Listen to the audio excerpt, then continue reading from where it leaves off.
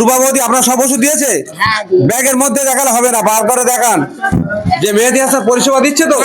আমি রূপা বৌদির কাছে একটা আবেদন রাখবো, উপরওয়ালা মেহেদী হাসানকে ইসলাম ঘরে পাঠিয়েছে, আমি নিজে অ্যাপ্লিকেশন করে এখানে আসিনি। আম্পা পরিবার এবং বি সরার জায়েজ হসপিটাল শুধুমাত্র মুসলমানদের জন্য কি? না, সবার জন্য। তাহলে কেন শুধুমাত্র 100 পেশেন্টের মধ্যে যদি একটা রূপা, কেন আরো টুম্পা ঝুম্পা রিনা কোথায়? আপনি বলে দেন সবাইকে। সবাই আসবে, আস্তে আস্তে আসবে, আমি নিয়ে যাচ্ছি, সবার বলবো, বললেই আসবে। আচ্ছা, আপনাদের বলি, শুধুমাত্র হসপিটাল নার্সিংহোম নয়, পশ্চিমবঙ্গের মধ্যে আপনাদের যা বিপদ সমস্যা হবে, নার্সিংহোম, হসপিটাল, বিডিও, পঞ্চায়েত, থানা, ব্যাংক, সমস্ত জায়গায়। আপনাদের আরেকটা বিষয় বলে দিই সবাইকে, ডাক্তারদের সহযোগিতায় যেমন আমরা সুস্থ হই, কিছু ডাক্তার আছে যাদের কারণে আমরা অসুস্থ হয়ে পড়ি, ইচ্ছা মতো রিপোর্ট টিপোর্ট লেখায়।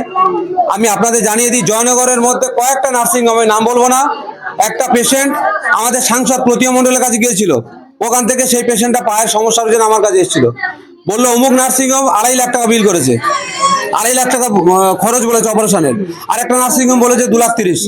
আমি সঙ্গে সঙ্গে জাহিদাকে ফোন করে আমাদের সাগর মুখার্জিকে, এশিয়া মহাদেশের টপ ডাক্তার সাগর মুখার্জিকে বললাম, অর্থোপেডিক্সে সাগর মুখার্জির কাছে পাঠালাম। সাগর মুখার্জি বলে এর অপারেশন করাইতে হবে না, করতে হবে না, মানে এই যে বাচ্চা বয়স, এরপরে হাড়ের গ্রোথ হবে, তখন অটোমেটিক্যালি এটা ঠিক হয়ে যাবে, এখানে অপারেশন করতে লাগবে না। কে অপারেশন করতে বলেছে? তাহলে আমরা বুঝলাম, এটা বুঝতে পারলাম যে আমরা কেউ যদি আমাদের কাছে 200 টাকা চায় তো আমরা দিতে দেবো না। তার জন্য ওরা ঘুরিয়ে রিপোর্ট করাচ্ছে, ঘুরিয়ে এক্সট্রা অপারেশন করিয়ে 2-5 হাজার টাকা ইনকাম করছে। আমি এটুকু ডাক্তারদেরকে বলবো, অহেতুক মানুষকে পেরেশান করবেন না। উপরওয়ালা দেওয়া সবচেয়ে বড় সম্পদ হচ্ছে জীবন, তার সম্পদ শরীর। সেই শরীরটাকে আপনারা 2 টাকার কারণে নষ্ট করবেন না। অপারেশন যেখানে দরকার সেখানে করবেন, না হলে করবেন না। আর আপনাদের বলে দিচ্ছি, পশ্চিমবঙ্গের মধ্যে আল্লাহ জাহির ইসলাম সাহেব, যে মানুষটা পৃথিবীর কোনো মানুষ মারা যাক এটা চায় না।